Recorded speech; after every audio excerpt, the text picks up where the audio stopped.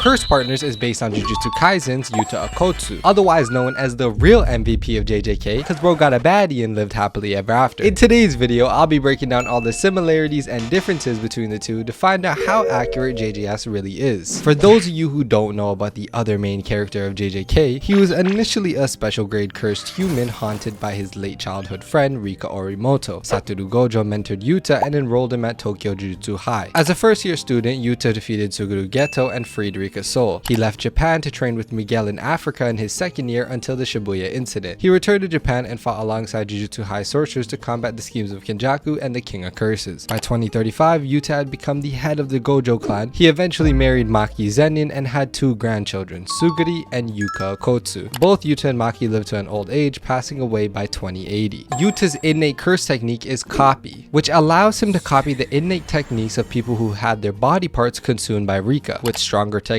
requiring more vital body parts from their respective sorcerers. While connected to Rika, Yuta can utilize the copied innate techniques. He can even use multiple different techniques that he's copied in quick succession. Okay, now that that's out the way, we can get into some shenanigans, and let's start with the passives. When playing as Curse Partners, you will get two things: a necklace with a ring on it and a sword on your hip. The necklace is directly inspired by Yuta's necklace he wears after he was able to free Orimoto's vengeful spirit. You will also get the same katana that Yuta uses in the anime, which is his weapon of choice. This will in turn affect your M1s, but mainly visual changes. Then comes your special, which, as you guessed it, is the Queen of Curses, Rika. On first use of the special, Rika manifests to the user's right. She always faces forward and follows your movement. Pressing the special again recalls her, retargets her to an enemy on the user's cursor, and swaps between the user and Rika's moveset. Holding the special keeps her in place when switching. Using one of Rika's moves puts her whole moveset on that move's cooldown and reverts to the user's. Double pressing the special will dismiss her. As we all know, this is exactly how Yuta is able to manifest Rika in the manga as well, and the ring on his neck symbolizes that this is a fully manifested Rika. Okay, now we can find out where the moves come from in the anime. Firstly, we have Severing Path. The user steps forward with several slashes of their cursed tool. If the last one connects, they will add 4 quick slashes to their flurry. This is not taken from any specific combo that Yuta does, but can be seen in his fight with Geto due to him using his katana in this one. There is also an aerial variant. If used slightly above jump height, the user will begin fiercely pummeling their target, grounding them with the final blow. I think the ground slam is similar to this attack that he did on Uro during the Culling games. You can see both of them in the air, and then she is kicked towards the ground. Next is Resolute Slash, which allows the user to swiftly teleport behind the target, then performs a horizontal slash with their katana. The base of this attack is taken from Yuta versus Geto, and specifically from this moment. Yuta speed blitzes behind Geto before his attack is stopped and katana broken. Yuta says "F you we ball" and just black flashes Geto instead. This black flash looks so unique as well, with the sparks actually pooling on the ground just like they did in the anime. The second finisher for this attack can be activated if you interrupt someone's attack and finish them with Resolute Slash. It will then do exactly what Yuta did. The normal finisher is still based on this, but probably more inspired by Yuta versus Kenjaku, where he decapitated him, hence the finisher. After that is Veil Step. The user hops backwards with an upwards kick, launching opponents as they back out. After the initial use, the move will not go on cooldown and can be used again to make the user perform a forwards dive while their right fist gets imbued with curse energy, ending the dive with a powerful slam. I wasn't able to find anything similar to this from the anime or manga, so if you know, then please comment it down below. I'll respond. Lastly is Revolve. The user jumps upwards while swinging their katana twice, slicing targets and pulling them along, momentarily ragdolling them. This might be alluding to Yuta versus Yuji. Spoiler warning, because we will see this in season 3 that's coming out soon. In that battle, Yuta stabs Yuji through the chest, killing him, so that might be where it's inspired from. The variant allows you to move mid-air, or by pressing it a second time during the initial attack will cause the user to place their strength into driving the katana downwards, impaling targets from their chest along with bypassing block. There's also a finisher for this attack, but I don't think it's referencing anything. Okay, now usually we would get into the awakening, but we have to talk about Rika's moveset. Her first move is called Rika Down Slam. Rika will hover above the enemy and slam them directly to the ground with one hand. If no one is nearby, she punches the air. Rika is the most versatile curse you can have at your side due to her being fully autonomous in her goal to protect Yuta. She can fight alongside him and will often engage in hand-to-hand combat with their opponents. You can see her doing similar attacks in her fight with Geto, Ryu, and Sukuna. The finisher for this attack will turn your opponent into pulp, but it's not directly taken from anything. Following that is Rika Launch. The user hops on Rika's hand, allowing her to propel them upwards in the air. You can see Yuta do this exact thing in his 2v1v1 against Ryo and Oro. Then comes Rika Throw, which does exactly what the name implies. This goofy attack is literally something they did in the manga, the main difference being that Rika throws Yuji instead of Yuta. There is also a finisher for this attack, but I don't think it comes from from anything due to Yuta only having one on-screen black flash. After that is Rika Grab. This move can only be used on a ragdoll opponent and will cause Rika to hover over them and constrain them tightly, only letting go once the target is attacked or once 2 seconds have passed. Rika has literally done this twice in the manga, once against Yuji and then another time against Sukuna, so that's a pretty basic attack for her. There are also 2 more moves for Rika, but they can only be done in your awakening. The first being Rika Slam, which causes her to hover over the target before grabbing them by their leg and slamming them 5 times on the ground in anger. I wasn't able to find anything like this. This is very similar to like Loki and Hulk, but Rika does slam people and grab them by their legs and all sorts of things, so I'm sure there is manga panels out there of her doing something like this. And lastly, Rika Haymaker. Rika hovers over the target, slowly winding up a heavy blow that will knock them far back. This is similar to Rika Down Slam. It would be a really easy attack for Rika to do at any time. Now finally we can get into the awakening titled True Love. The user calls out to their cursed spirit companion, "Come Rika, give me everything," as they tear their necklace and wear its ring to maintain a connection with Rika, who fully manifests behind them. This is ripped right out of chapter 177 of JJK, where Yuta reveals how a fully manifested Rika works since freeing the vengeful spirit in the prequel. Despite being fully manifested, Rika still functions similarly in base, only this time she will only be desummoned once the awakening ends, and her cooldowns are now separate rather than bound to each other. Now this version of Rika can do a lot more things like replenish Yuta's curse energy, store tools, and even curse techniques. But the game needs to be balanced, and the cooldown buff is a good way to illustrate that Rika is stronger. The first and most recent move added is called Elbow Rush. The user covers their arm with a metal casing, then elbows the opponent away, before appearing along with Rika behind the opponent to barrage them from the front and the back, with the user delivering a final blow that launches the opponent far. The attack can be done without Rika, but will have the barrage damage. I think this is taken from their barrage attack on Uro, because this panel looks very similar to the barrage of punches that you deliver. Also, Yuta only wore that metal arm during his fight with them. The second move is Copy. When Rika lands one of her attacks on her enemy, a specific move from the moveset will be stored for the user to activate, indicated under the move's name. Each character will have a specific move stolen that you can use once. This is very obviously almost exactly how Yuta's innate technique works, with the big difference being how you obtain the copied curse technique. It would be too hard for someone to have to consume something, so instead you just have to hit them. Following that is True Love Beam. Using their combined curse energy, Rika and the user conjure a small pink orb before Rika takes over as she grows in size and positions herself in front of it, revealing her eye and powering the orb to unleash an overwhelming beam that erases anything in its path. Once Rika positions herself for the True Love Beam, the player is able to move around again, but the special will be disabled for the remainder of the move. This is exactly like Yuta's Love Beam that he used to kill Geto. It's essentially a highly dense output of curse energy. Using this move again during the wind-up will immediately unleash the orb's energy forward, releasing a small but faster beam. This variant also triggers if Rika is busy doing attacks such as Rika Slam. This is canonical and taken from Rika's attack that confused Ryu and helped Yuta gain the distance on him. Think of it as a faster mini Love Beam. The finisher for this will turn you into dust, but I don't think Yuta Thanos snaps anyone in the manga. And finally, the domain expansion titled Authentic Mutual Love. This conjures a stone platform with several structures rising from the ground and knots symbolizing their love cycling the sky. From above, blades rain down, though only 4 land within reach. Each katana carries 1 of 5 copy techniques: Shrine, then Icebreaker, Clairvoyance, Curse Speech, or Shikigami. By standing near a blade, the user can equip it, then perform a long run-up before swinging to activate the technique. After each pickup, another blade falls. The domain lasts 45 seconds, but will break immediately if no target is caught within. Before we get into Jacob's Ladder, let me quickly explain each katana's powers. Shrine.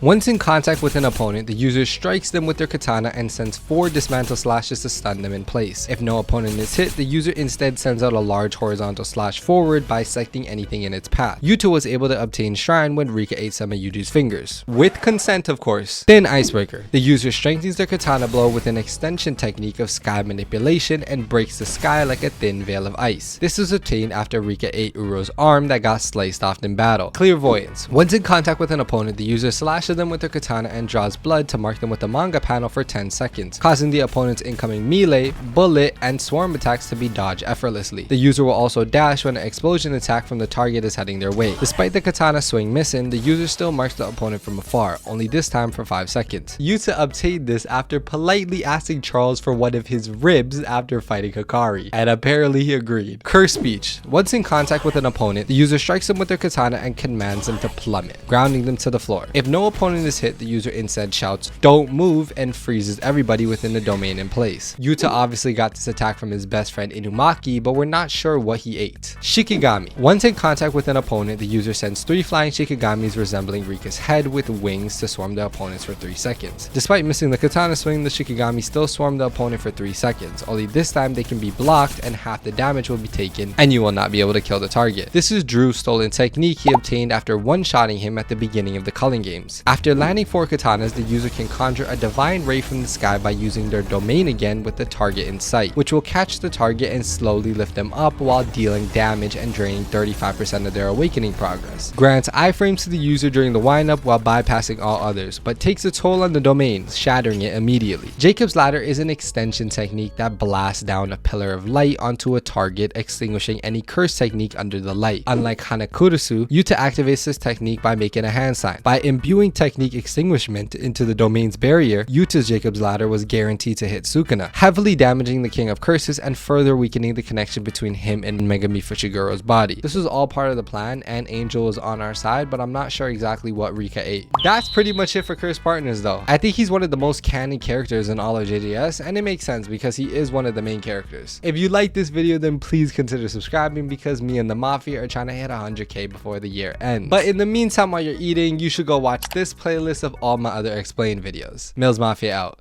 Yeah.